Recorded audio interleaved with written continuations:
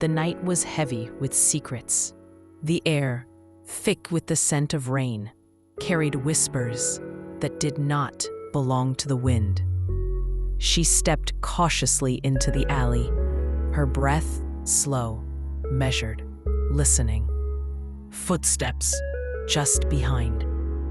A shadow flickered, gone before she could turn. The note in her pocket burned against her palm. Meet me at midnight, alone. But she wasn't alone, not anymore. A sudden creak, a breath too close, and then darkness. Some mysteries are meant to be solved, others never should be found. Diane, a sharp-witted woman in her mid-50s with a no-nonsense bob and a navy suit, had spent months preparing for this moment. Across the aisle, Vanessa Reed sat with her attorney, a slick man in a pinstripe suit who kept adjusting his cufflinks. Vanessa's blonde hair was pulled into a sleek chignon, her emerald dress tailored to perfection, her expression serene but calculated. She looked every bit the grieving confidant, not the woman accused of siphoning $1.2 million from Michael Harper's construction firm. Susan's eyes drifted to the back of the room, where Ethan sat, his navy blazer crisp, his face unreadable. Her son, 28, hadn't spoken to her in weeks, not since their argument at the cafe, where he'd defended Vanessa, calling her his father's true partner. The memory of his words, "Dad said you were too focused on the house. On me, he needed more," still stung, a wound that hadn't scabbed over. She'd raised him alone during Michael's late nights, balanced budgets to keep their vineyard afloat, sold her grandmother's sapphire ring to cover his college tuition. And yet, here he was, sitting 2 rows behind Vanessa, as if Susan were the stranger in her own family. The judge, a black woman in her mid-60s named Evelyn Brooks, entered with a rustle of robes, her presence commanding silence. Her eyes, sharp behind wire-rimmed glasses, scanned the room before settling on the clerk. We'll proceed with Harper versus Reed. Plaintiff's counsel, your opening statement. Diane stood, her voice clear and steady. Your Honor, this case is about betrayal and deception. Susan Harper, for 30 years, was the backbone of her family and the Harper Vineyard, sacrificing her nursing career to support her husband, Michael Harper, and their son, Ethan. Unbeknownst to her, Michael systematically diverted company funds to the defendant, Vanessa Reed, under the guise of consulting payments to a shell company, Quinty Consulting LLC. These transfers, totaling over $1.2 million, were used to purchase properties and enrich Ms. Reed, leaving Mrs. Harper with nothing after Michael's death. We will prove these actions constitute fraud and unjust enrichment, and we seek full restitution. The defense attorney, Mr. Langley, rose, his smile polished. Your Honor, my client, Miss Reed, was a valued employee of Harper Construction, compensated for legitimate consulting work. The funds she received were authorized by Michael Harper, a man of sound mind who made clear choices in his will. This lawsuit is a grieving widow's attempt to rewrite her husband's legacy. Susan's jaw tightened. Rewrite his legacy? Michael's legacy was built on her labor, her trust, her silence. She glanced at Vanessa, who dabbed her eyes with a tissue. the picture of innocence. The act was flawless, but Susan knew better. She'd spent months with Clara, her retired IRS agent neighbor, uncovering the truth. Ledgers, bank records, property deeds, all pointing to a decade-long scheme. The vineyard, their home, even the Nantucket cottage she'd thought was a family retreat, had been signed over to Vanessa, and Ethan had known, or at least suspected, and said nothing. The morning passed in a blur of procedural motions and witness testimonies. Clara took the stand first, her gray hair pulled back, her voice steady as she explained the financial trail. Quinty Consulting LLC has no physical office, no tax filings beyond a shell registration in Delaware, she said, holding up a stack of bank statements. 3 transfers, $50,000, $75,000, and $100,000 were made to this entity between 2018 and 2020, coinciding with periods when Mrs. Harper was incapacitated by illness. These funds were used to purchase a secondary residence in Ms. Reed's name. Langley cross-examined, his tone dismissive. Ms. Thompson, you're retired, correct? No formal forensic accounting credentials in over a decade. How can we trust your analysis? Clara didn't flinch. Numbers don't lie, Mr. Langley. I spent 30 years auditing for the IRS. These transfers lack any supporting invoices or contracts. They're textbook fraud. Next, a former Harper Construction accountant testified, confirming Michael's oversight of the employee housing project, where funds were funneled to Quinty Consulting. Susan listened, her hands trembling slightly as the pieces of her marriage unraveled publicly. Each document, each date, was a reminder of nights she'd spent alone, believing Michael was working late, when he was building a secret life with Vanessa. When Diane called Susan to the stand, the room seemed to shrink. She walked to the witness box, her low heels clicking on the hardwood floor, her heart pounding. She swore the oath, her voice steady despite the knot in her throat. Diane approached, her eyes warm but focused.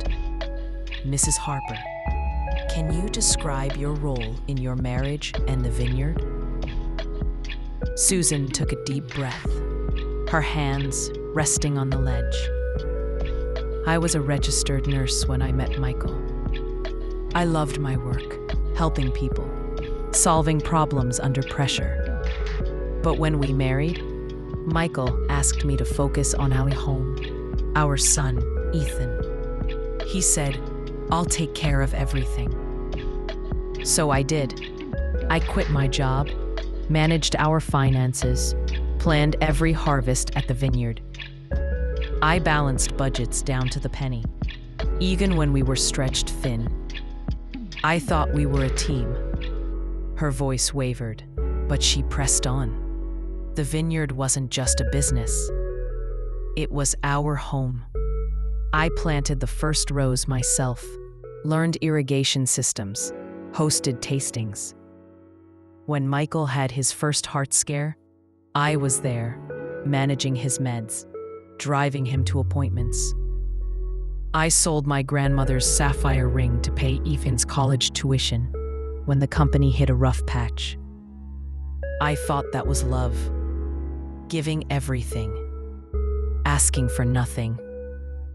Period. Diane nodded, holding up a photo from Susan's evidence folder. It showed Michael and Vanessa at a company gala, his hand on her arm, both smiling brightly. The date stamp was 2018, when Susan was bedridden with chronic fatigue syndrome. Do you recognize this? Susan's throat tightened. Yes, that's Michael and Vanessa Reed. I didn't know her well then. She was his project manager. He'd mention her sometimes, but always brushed it off when I asked. She's just good at her job, he'd say. And when did you learn about the financial transfers? Diane asked. After Michael's death, Susan said. I found the ledger in his office. It listed payments to Quinte Consulting LLC, tied to Vanessa. I showed it to Clara, who traced them to a house in Vanessa's name, a house I thought was part of our company's housing project. I visited that vineyard house every summer, thinking it was ours, but it was hers. The room was silent, save for the soft scratch of the court reporter's pen. Susan glanced at Ethan, hoping for a flicker of understanding, but his eyes were fixed on the floor. Vanessa sat straight, her face composed, but her fingers twitched slightly, betraying her calm. Diane held up the ledger. This document, entered as Exhibit A, shows transfers totaling $1.2 million over 5 years. Mrs. Harper, how did it feel to discover this? Susan's voice broke, but she didn't look away.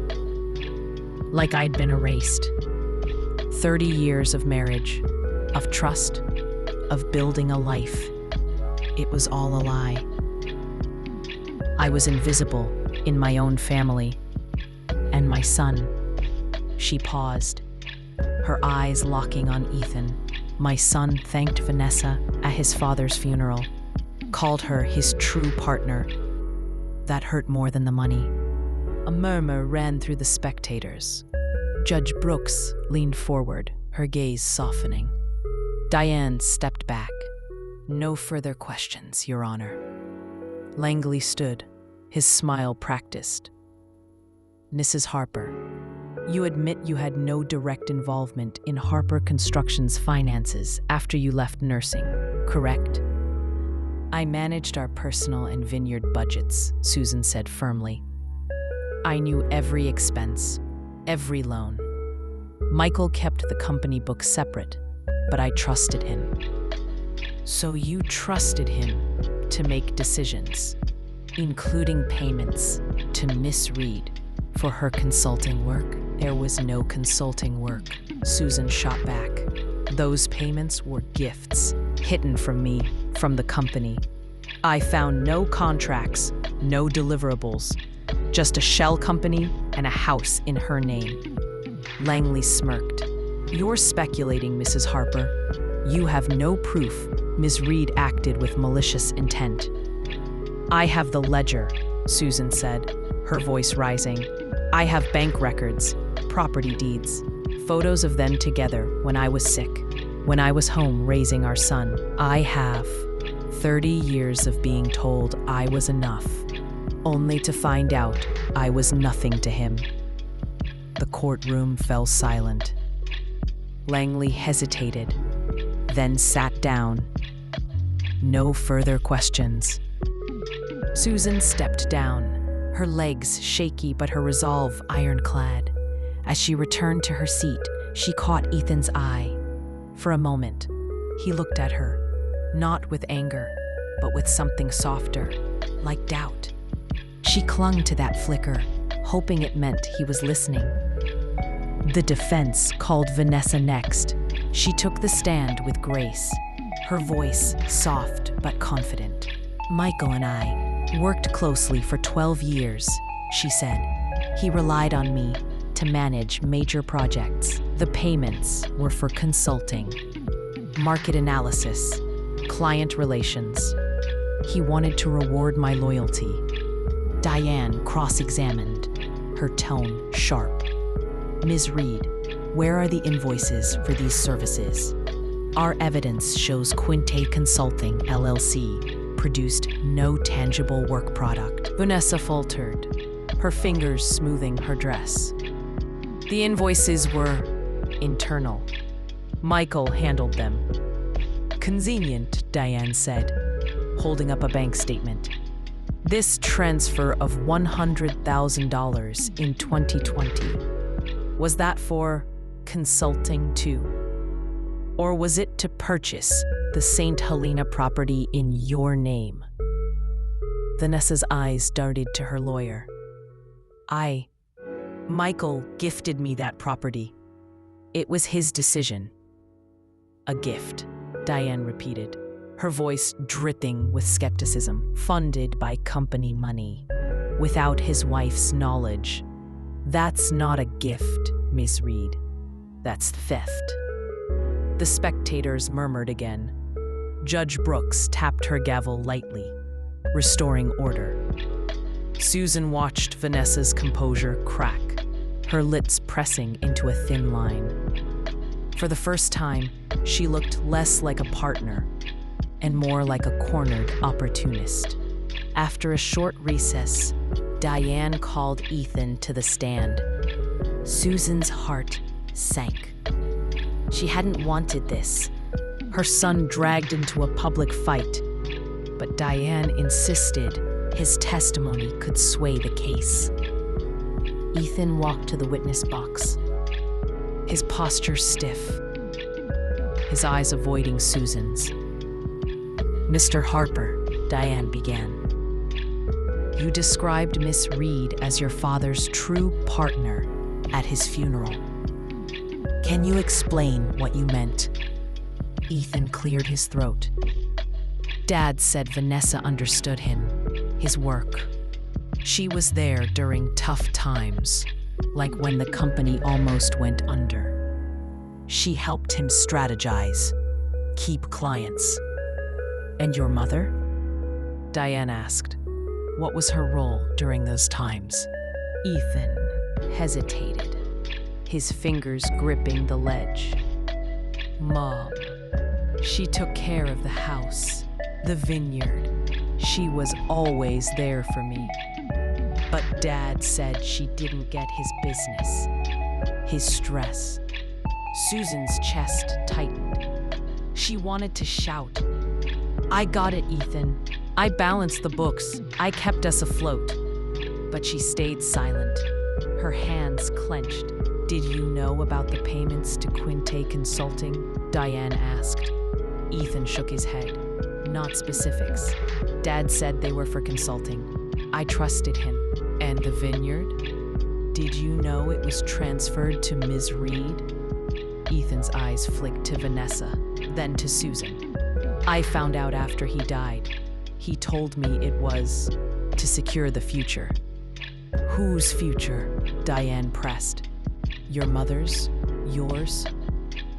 Ethan didn't answer. The silence was deafening.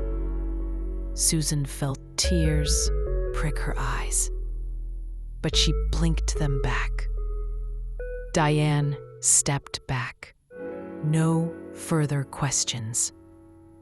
Langley's cross-examination was brief, painting Ethan as a loyal son honoring his father's wishes.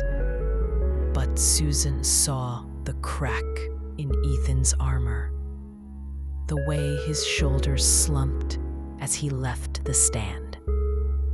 He didn't return to his seat behind Vanessa. Instead, he slipped out the courtroom door. The trial stretched into the afternoon, with closing arguments echoing the morning's themes. Diane emphasized the evidence, the ledger, the shell company, the lack of invoices. Langley leaned on Michael's autonomy, claiming Susan's lawsuit was driven by jealousy. Susan barely listened. Her mind was on Ethan, on the vineyard, on the woman she'd been, and the one she was becoming. Judge Brooks delivered her ruling just before 4 p.m. This court finds that the transfers to Quinte Consulting LLC are not supported by legitimate business purposes, she said, her voice steady. The evidence demonstrates a pattern of fraudulent activity by Michael Harper, facilitated by Ms. Vanessa Reed. Ms. Reed is ordered to repay $1.2 million plus interest and relinquish all properties acquired with these funds, including the St. Helena Vineyard. A gavel struck. A gasp rippled through the room. Vanessa's face crumpled, her lawyer whispering urgently in her ear. Susan exhaled, her body trembling with relief. She'd won. The vineyard was hers again. But as she gathered her coat, she felt no triumph, only a hollow ache. Ethan was gone. She stepped into the courthouse hallway, hoping to find him, but it was empty. Diane touched her arm. "You did it, Susan. You fought for yourself." Susan nodded, her voice soft. "I fought for the truth. Now I need to fight for my son." That evening, Susan drove to the vineyard. The sky streaked with pink and gold. The rows of grapevines stretched before her, their leaves rustling in the breeze. She walked to the old oak tree where Ethan used to climb as a boy, her fingers tracing the bark. She thought of the ledger, the photos, the years she'd spent in Michael's shadow. She'd been invisible, but not anymore. Her phone buzzed. A text from Ethan. "Can we talk? I'm at the cafe." Heart leapt. She drove to the town cafe, the same one where they'd argued months ago. Ethan sat at a corner table, his blazer off, his face weary. He stood as she approached, his eyes searching hers. "Mom," he said, his voice breaking. "I'm sorry. I didn't see it. Dad's lies, Vanessa's game. I thought he was protecting me." Susan sat across from him, her hands steady. "He was your father, Ethan. You wanted to believe in him. But I was there too. Every fever, every school play, every late night talk, that was me." Ethan nodded, tears in his eyes. "I know. I saw you today, on the stand. You were strong. I didn't get it before." Susan reached across the table, taking his hand. "I'm still your mother. That doesn't change." They sat in silence, the weight of the past lifting slightly. Susan knew it would take time to rebuild, but for the first time she felt hope.